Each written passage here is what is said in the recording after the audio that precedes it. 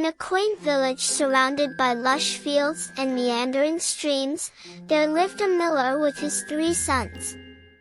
The miller worked hard all his life, but his only wealth to leave behind was his mill, his donkey, and his cat.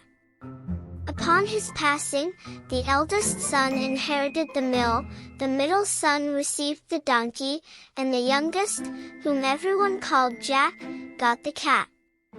Jack felt disheartened, believing he had received the least useful gift. "What am I to do with a cat?" he wondered aloud.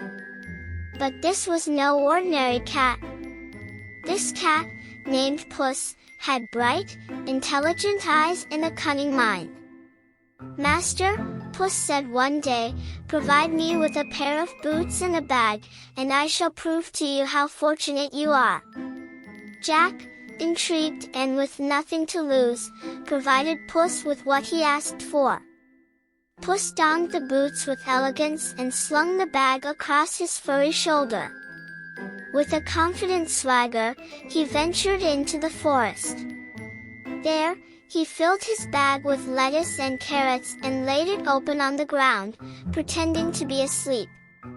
A group of curious rabbits hopped in, and Puss quickly closed the bag, capturing them. Puss presented these rabbits to the king as a gift from his master, the fictional Marquis of Carabas. The king was delighted and intrigued about this generous marquis. Meanwhile, Puss heard tales of a terrifying ogre who could transform into any creature. Puss, bold and clever, visited the ogre in his grand castle. He praised the ogre's power and challenged him to turn into a creature. The ogre, amused and eager to show off, transformed first into a lion, then at Puss's request, into a mouse. Seizing the moment, Puss pounced and caught the ogre, ridding the land of his terror. Now the master of the castle, Puss invited the king to visit. The king, impressed by the Marquis's lands and his bravery in defeating the ogre, saw a perfect suitor for his daughter, the princess.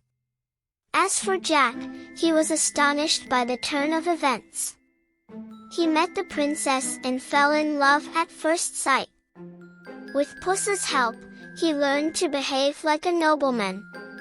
Before long, the king offered Jack the princess's hand in marriage. The kingdom celebrated the wedding, and Jack, the Marquis of Carabas, became renowned for his kindness and generosity. Puss, with his boots still on, became a legend in his own right, admired for his intelligence and bravery. And so, they lived happily ever after, proving that sometimes, the smallest gift can turn out to be the greatest treasure of all.